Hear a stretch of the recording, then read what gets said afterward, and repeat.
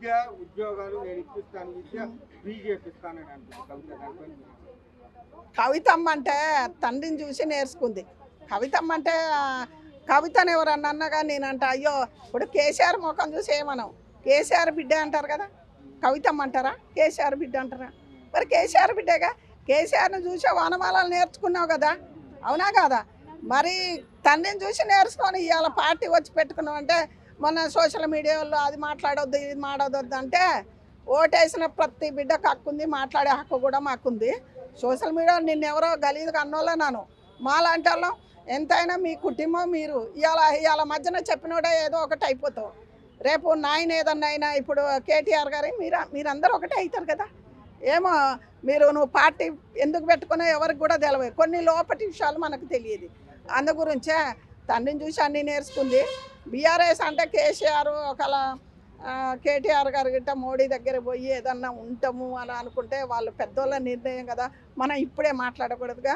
మాట్లాడినప్పుడు అందరం సంతోషపడతాం. దేశానికి మంచి చేయాలి, ఎవరు వచ్చినా దేశానికి మంచి చేయాలి, ప్రజలకు న్యాయం చేయాలి. ముసలోళ్ళు ముండ ఎంతమందో బీదోళ్ళు వాళ్ళని చెయ్యి. దేశాన ప్రతి ఒక్కళ్ళు కూడా ఈ పార్టీ వచ్చింది మేము ఇంత సంతోషంగా ఉన్నాం. ఇప్పుడు ఎన్ని హత్యలు జరుగుతున్నాయి, ఎందుకు జరుగుతున్నాయి? 80 ఏళ్ళ ముసలిదాన్ని కూడా వదిలిపెడతలే. మరి రేవంత్ రెడ్డి గారు ఏడ నిద్రపోతాడు, మటన్ చికెన్ తిని ఆయన నిద్రపోతుండేమో తెలియదు కానీ 80 ఏళ్ళ ముసలాన్ని చేసినప్పుడు వాడిని తీసుకపోయి ఏం చేయాలా? మరి వాడిని షూట్ చేయాలనా, చంపాలనా? మరి ఎందుకు వదిలిపెడతాడు? 5 సంవత్సరాల పిల్లని కూడా వదిలిపెడతలేదు. మన దేశము మన కాంగ్రెస్ వచ్చిన కాంచి ఇంకా నాశనం అయిపోయింది పత్తినని.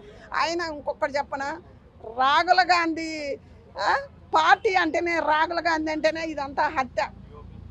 ఈ ప్రజలు కూడా పిచ్చోళ్ళు అయ్యి మాకు కావాలి రేవంత్ రెడ్డి మీద కోపంతో నేను అనటం లేదు.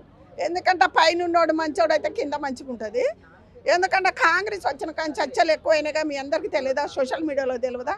మరి 80 ఏళ్ళ ముసలిదాన్ని ఇద్దరు ముగ్గురు మొన్న అక్కడ పోరగాన్ని చంపారా, మొన్న ఒక ఆమె చచ్చా. ఎన్ని ఎత్తలు లెక్కేయండి, ఎంత భర్త భార్యలు ఎంత?